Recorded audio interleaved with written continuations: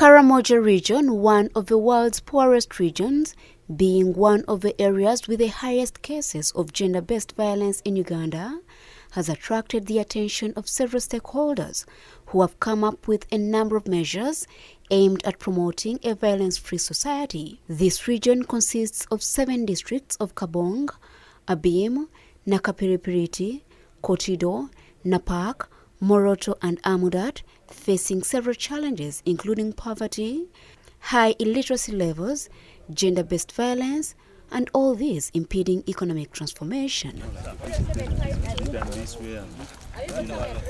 In a bid to fight gender-based violence in the region that arises out of economic constraints, Action Aid Uganda, a civil society organization, has introduced male action groups. 27-year-old Samuel Lokeno Peter, an agent of change in Narot Amudat district, narrates that his life has changed greatly since 2021. My wife was the one who is doing everything at home.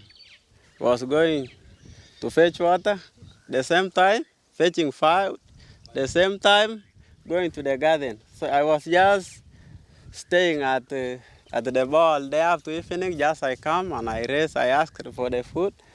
That is how I was before joining this team.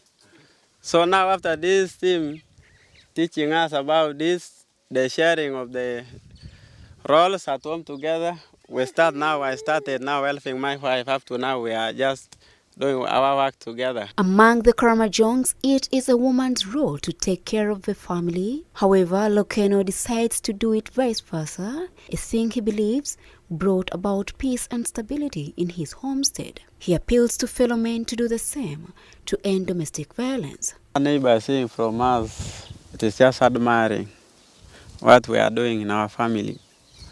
So since we are helping each other, so now we start teaching them how to talk with their husbands and wives to share their work together. David Ariko, 28, a resident of Port Loro, Amudat district, one of the reformed teenagers, says that through the sensitization which was offered to them, he realized that some cultural norms were keeping them behind as other areas were developing. The first change was the family planning. Was remember also in this ground, Pokotland. So after a year, a woman can get pregnant. After a year like that, since also you gain that knowledge, you get also a knowledge that it is good also, you have also a plan. The women in the area attest to the fact that the male action groups have greatly contributed to the fight against gender-based violence in the district. Jacinta Adiak, 33 years, a mother of 8, from Amudat Town Council, reported that her husband used to assault her almost on a daily basis, accusing her of baseless allegations, which greatly affected her life. But now things have changed for the better.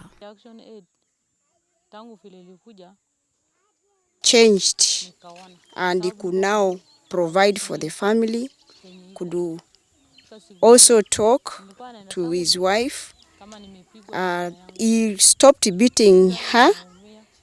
He could no longer leave them with the anchor. He provided for them, and even though they pick up quarrel, could not again respond in beating her.